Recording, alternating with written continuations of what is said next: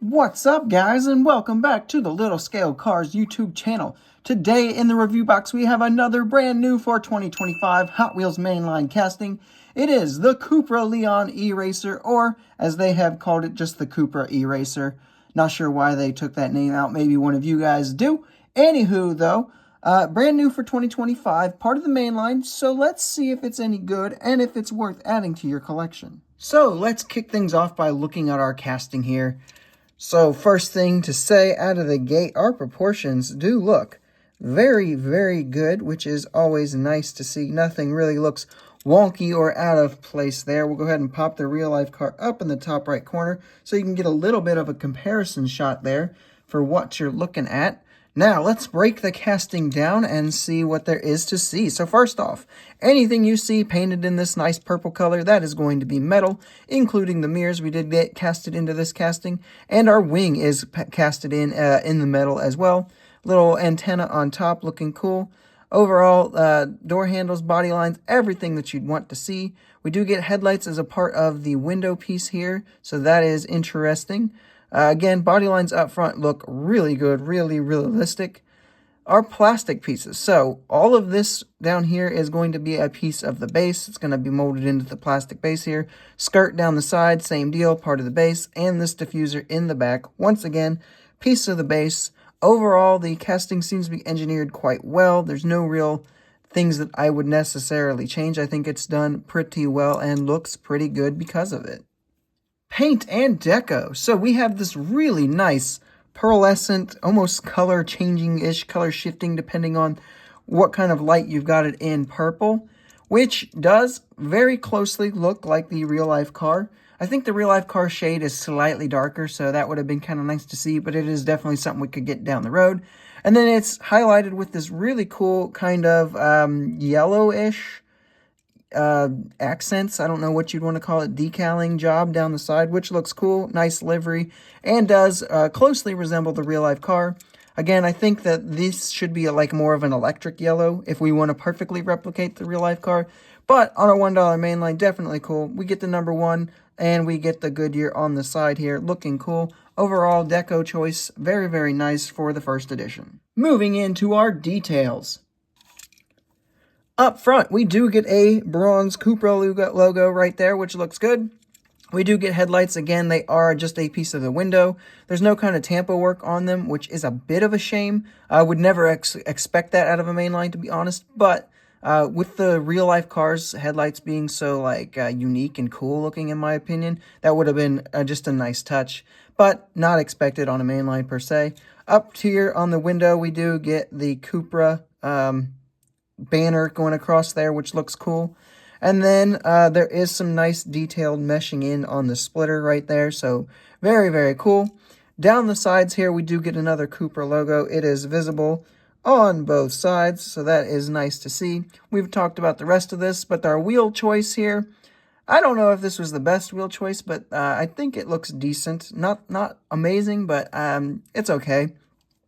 Making our way to the back here, this is where we are a little disappointed because while we do have a very nice molded plastic diffuser and everything, which looks really cool, there's no detailing to really speak of back here. No tampo work at all, which is a bit of a shame. But perhaps I can make some decals to kind of fix it, or I can paint it on. We'll see. Moving into our roll test, as a Hot Wheels mainline, it should be absolutely no surprise that it rolls, and it rolls extremely smoothly.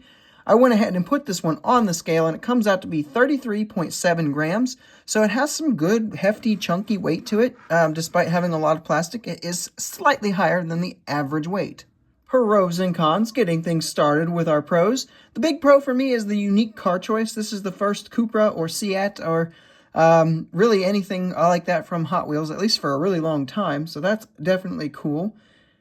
This is also this car's first entry into a 1/64 scale space, so that is also a big plus. And then the final big pro is going to be that the casting has been done super nicely and it looks very, very good. Moving into our cons, though, there's really only the one, and you already know what's coming, and it's going to be that lack of any kind of rear tampo treatment. Not super unexpected, given that we did get it in, other 3 spots. So not horrendously unexpected, but always a little bit disappointing. For some quick size comparisons, here we have it with a couple other hatchbacks from Mattel that you might have, with the Matchbox Volkswagen Golf GTE and the Hot Wheels Nissan Leaf race car.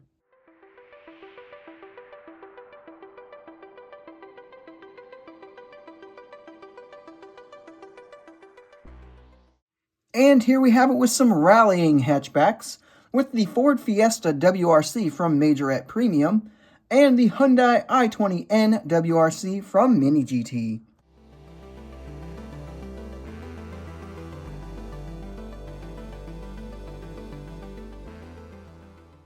So with all of that out of the way, it is now time to find an overall score, and I'm going to give the hype level on this one an 8.8 out of 10. The community hype as a whole was a little bit lower than I would say. My own personal hype was a little bit higher, so I feel like that's a good middle ground to settle on. The execution, I'm going to give it a 9.7 out of 10. The only thing I would really like to see done better is the rear tampos. I wish that had gotten some sort of treatment, just something back there, I don't know. Feedback on this one, I have not really seen anyone complain too much outside of the things that I've already kind of pointed at and harped on. So feedback is going to be a 9.65. When we take these three scores and add them up and we get the average, we're going to end up with a 9.38 out of 10 as our overall score. I think that this is a very nice score for a mainline that came out pretty great, in all honesty. I think it really joins into a growing list of nicely done hatchback race cars from Hot Wheels. I mean, we have the Volkswagen Scirocco GT24, I think it's called, the Renault Megane Trophy that they've done. There's probably a couple other that I'm forgetting that just came out looking really, really nice, and they're going to look great beside each other, especially. So at the $1 price point, is this one that I would recommend to you? The $125-ish price point, let's say.